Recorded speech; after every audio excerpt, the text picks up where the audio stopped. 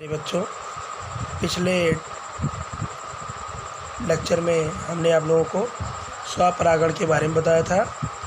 आज हम आपको परपरागण के बारे में बताएंगे। इसे हम अंग्रेजी में क्रॉस पॉलिनेशन और एलोगैमी या हेटेरोपॉलिनेशन भी कहते हैं। सबसे पहले हम जानते हैं परपरागण है क्या। मान लीजिए ये कोई एक पौधा है, साथ में उसी प्रजाति का, ये दोनों मान लीजिए ए प्रजाति का है तो ये भी क्या होगा, ए प्रजाति का। जब दो पौधे एक ही प्रजाति के और इन पे बनने वाले पुष्पों के बीच इसका परागकोश से निकलकर परागकण इसी जाति के दूसरे पौधे के वर्तिकाग्र पर पहुंचता है, तो ऐसे परागण को हम क्या कहते हैं, पर परागण या एलोगैमी या क्रॉस पॉलिनेशन भी कहते हैं। पर परागण क्या होगा बेटा, जब एक पौधे के पुष्प से परागकोश से परागकण निकलकर उसी प्रजाति के किसी अन्य पौधे के पुष्प के वर्तिकाग्र पर पहुँचेंगे, तो इस प्रकार के परागण की क्रिया को हम क्रॉस पॉलिनेशन या परपरागण कहते हैं। और इस प्रकार के पौधों में बीज उत्पन्न करने के लिए दो पौधों की सामान्यतः दो पौधों की आवश्यकता पड़ती है। अब इसके लिए कई दशाएं आवश्यक है। परपरागण के लिए कई दशाएं आवश्यक है, जैसे एक लिंगता यूनिसेक्सुअलिटी, दूसरा आपका बेटा स्वाबंधता सेल्फ स्टेरिलिटी, तीसरा आपका सेल्फ पॉइजनिंग स्वादूषण, चौथा आपका है पृथक पक्वता डाइकोगैमी, पांचवा कंडीशन आपका दशा है विषम रूपता हेटेरोमॉर्फिज्म, और छठा आपका अनात्म परागणता। सबसे पहले हम जानते हैं एक लिंगता है क्या। मान लीजिए जैसे पपीता, मान लीजिए आप क्या मान लीजिए बेटा, हम पपीता का पौधा कैसा होता है, एक लिंगी होता है।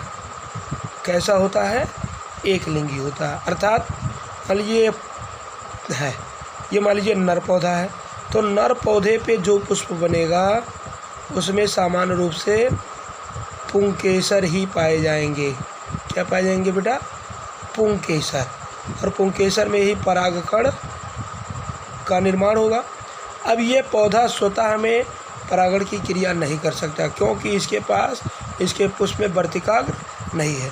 तो एक अन्य प्रजाति का, इसी जाति का एक अन्य पौधा, कोई दूसरा पौधा होगा जो क्या होगा, मादा पौधा होगा। कैसा पौधा होगा बेटा, मादा पौधा होगा। और इस पौधे के पुष्प में इसमें केवल क्या पाया जाएगा, वर्तिकाग्र पाया जाएगा।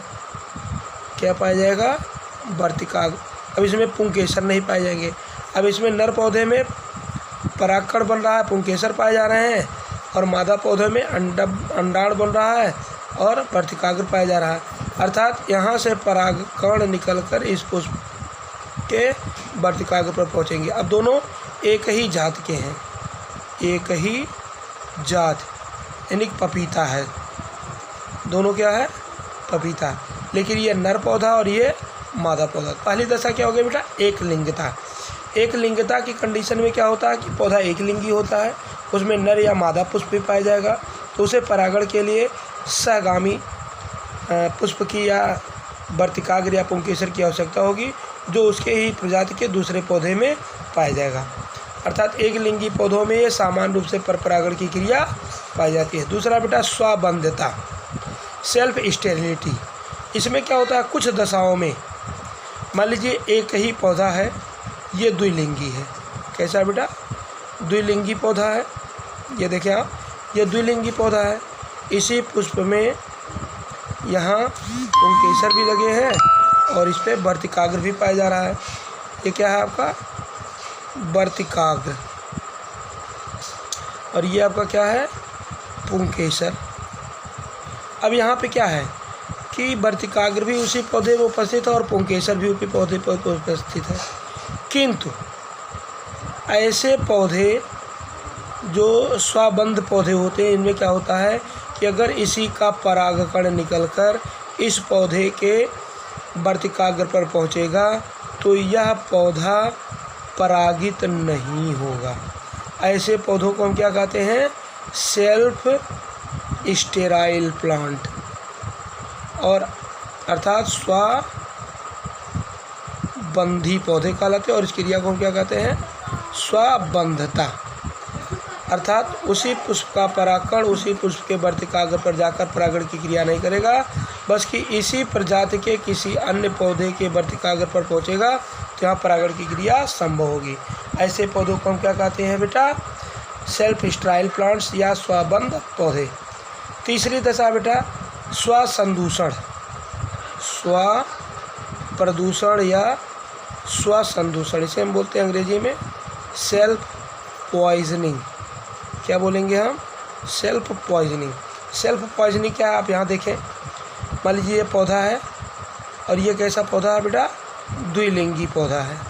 ये कैसा पौधा है? द्विलिंगी पौधा है। द्विलिंगी पौधा है मतलब इसमें वर्तिकाग्र भी होगा, यानी कि जायांग भी पाया जाएगा, और इसमें पुंकेसर भी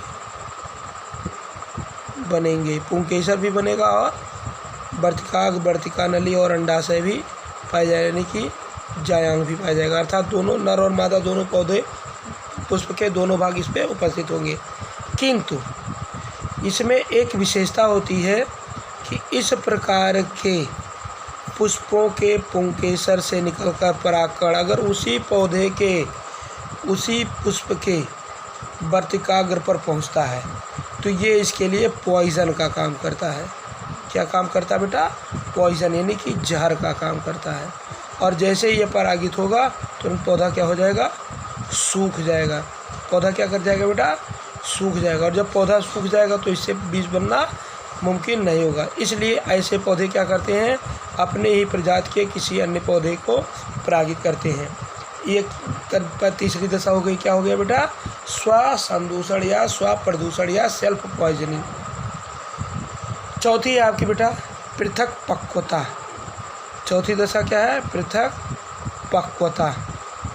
इसके पहले हमने आपको स्वपरागण में बताया था समकाल पक्वता। समकाल पक्वता में हमने क्या बताया था कि ये मान लीजिए द्विलिंगी पौधा है। ये कैसा पौधा बेटा?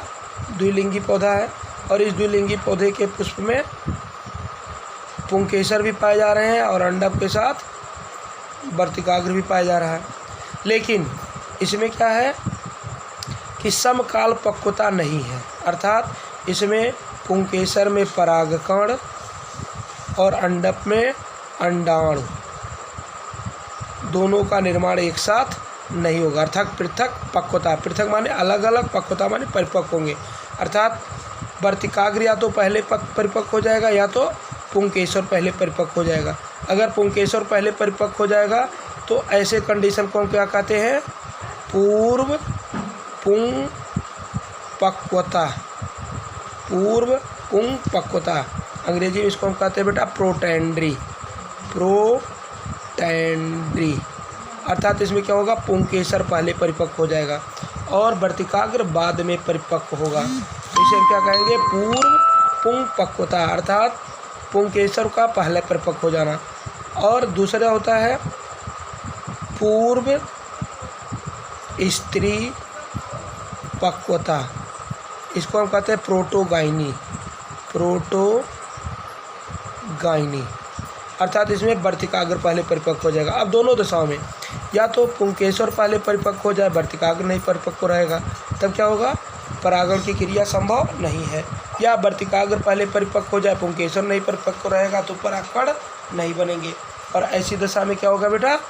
परागण की क्रिया संभव नहीं है। तो इसे हम क्या कहते हैं बेटा? पृथक पक्वता। चौथी दशा हो गई आपकी पृथक पक्वता। पांचवी दशा है बेटा विषम रूपता। विषम रूपता। विषम रूपता को हम अंग्रेजी में कहते हैं हेटेरोमॉर्फिज्म। हेटेरोमॉर्फिज्म। हेटेरोमॉर्फिज्म में क्या होता है? इसमें वर्तिकाग्र या पुंकेसर की जो संरचना होती है ये दोनों एक दूसरे से बहुत ज़्यादा भिन्न होती है।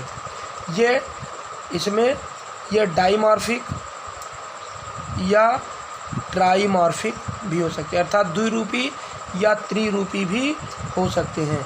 और ऐसी दशा में क्या होगा कि उसी पौधे के परागकण उसी पौधे के वर्तिकाग्र पर जाकर के परागण की क्रिया नहीं कर पाएंगे। जैसे आप ले लीजिए प्रिमरोज में, अलसी में, कुट्टू में, इन सब में क्या होती है, द्विरूपता पाई जाती है। और द्विरूपता अर्थात वर्तिकाग्र की संरचना अलग होगी और पुंकेसर की संरचना उससे अधिक भिन्न होगी, और इस प्रकार दोनों एक दूसरे के साथ जाकर के परागण की क्रिया नहीं कर सकते हैं। यह आपकी हो गई पांचवी दशा। छठवीं दशा होती है बेटा, उसको हम कहते हैं अनात्म परागणता। अनात्म परागणता। अनात्म परागणता क्या होता है, कुछ विशेष संरचना वाले कुछ विशेष अनात्म परागणता में, अंग्रेजी में इसको हम कहते हैं बेटा हर्कोगैमी। अंग्रेजी में इसको हम क्या कहते हैं, दिख रहा है गैमी। हर्कोगैमी में क्या होता है, इसमें विशेष संरचना वाले कुछ होते हैं जो समकालपक्व पुष्पों के पुष्पी भागों में कुछ ऐसे अनुकूलन होते हैं कि उनमें स्वपरागण की क्रिया नहीं हो सकती। उनमें क्या नहीं हो सकती बेटा, स्वपरागण की क्रिया नहीं हो पाती। ऐसी दशा को हम क्या कहते हैं, अनात्म परागणता। ये कुछ विशेष पौधों में ही होती है। इसके लिए कई दशाएं होती हैं, इस दशा के लिए भी कई दशाएं होती हैं। जैसे नर तथा मादा जननांग एक दूसरे से कुछ अधिक दूरी पर स्थित हो, अर्थात जैसे मान लीजिए यहाँ जगह नहीं है, थोड़ा सा जगह में चलें। जैसे ये मान लीजिए ये पुष्प है, अब इस पर ये पुंकेसर लगे हैं और वर्तिकाग्र और ऊपर जा कर के लगा। अब देखिए पुंकेसर यहाँ, वर्तिकाग्र यहाँ, तो दोनों के बीच की दूरी अधिक है, अर्थात यहाँ से परागकण निकल करके इस पे पहुँचना संभव नहीं है। और क्या हो सकता है, कभी कभी ये पुंकेसर क्या होते हैं, दलपुंज के भीतर दबे रहते हैं, जिससे यहाँ से परागकण निकल करके यहाँ नहीं पहुँच सकता है। कभी कभी क्या होता है, परागकोश बाहर की ओर झुके हुए होते हैं और वर्तिकाग्र अंदर की तरफ धसे होते हैं, तो परागकण बाहर झड़ जाता है अंदर की तरफ वर्तिकाग्र पर। मान लीजिए ये इधर लटका हुआ है परागकोश और ये इधर आपका वर्तिकाग्र है, अब परागकण यहीं से नीचे गिर जाएगा तो यहाँ वर्तिकाग्र पर आने की संभावना नहीं रहेगी। ये कई दशाएं हैं जो अनात्म परागणता को विकसित करती हैं। इस तरह आपने देखा कि पर परागण के लिए 4-5 युक्तियाँ हैं, जिसमें पहला आपको हमने दिखा था एक लिंगिता, फिर स्वाबंधता, फिर स्वादूषण, फिर पृथक पक्वता, फिर आपका विषम रूपता और फिर आपका अनात्म परागणता। ये सारी दशाएं हैं। इसे थोड़ा सा हम जूम करके कॉपी में देख लेते हैं। आप पढ़ेंगे तो यहाँ देखेंगे बेटा।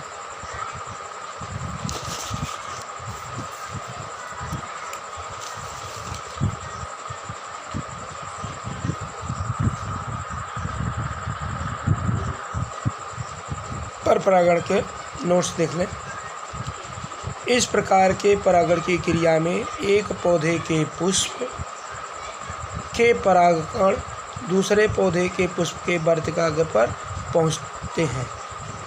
ऐसे परागण को क्या कहते हैं, पर परागण कहते हैं। एक लिंगी पौधों के पुष्पों में केवल पर परागण ही संभव होता है, जबकि द्विलिंगी पुष्पों के पौधों में भी यह क्रिया पाई जाती है।